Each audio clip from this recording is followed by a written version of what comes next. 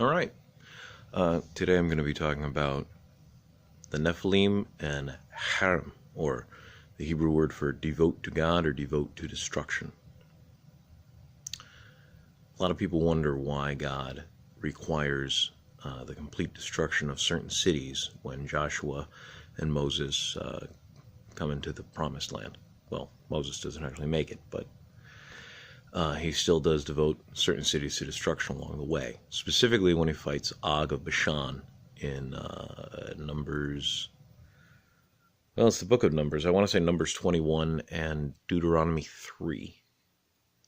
Yeah, Deuteronomy 3 is when they talk about it after it happened.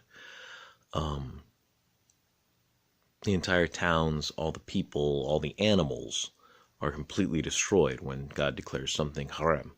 Now, when Joshua enters the land in the book of Joshua, not everything is devoted to destruction. Not every city. Some cities are just emptied. Some people groups are just chased off.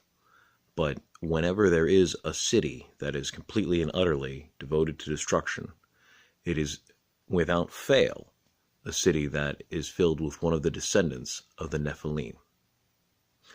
Now, going back to Genesis 6, if the Nephilim are, if the supernatural worldview is correct, and the Nephilim are the descendants of the sons of God and people, God destroyed the entire world because of that. That was what the flood was about, was cleansing off the fact that the entire world was involved in that sin.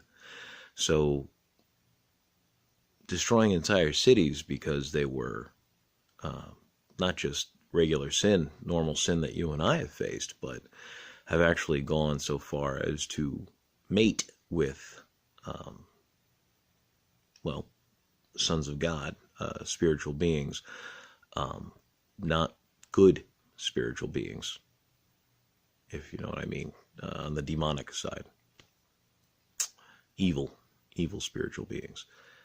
These aren't necessarily, if the supernatural worldview is correct, these weren't entirely human beings. So, people like Goliath and Og of Bashan, who was a giant, according to the scriptures. Anyway, that's today's thought. It's definitely an interesting read, going through the Old Testament and seeing where the Nephilim tribes, the descendants of the Nephilim, exist in the scripture, where the interactions with them happen.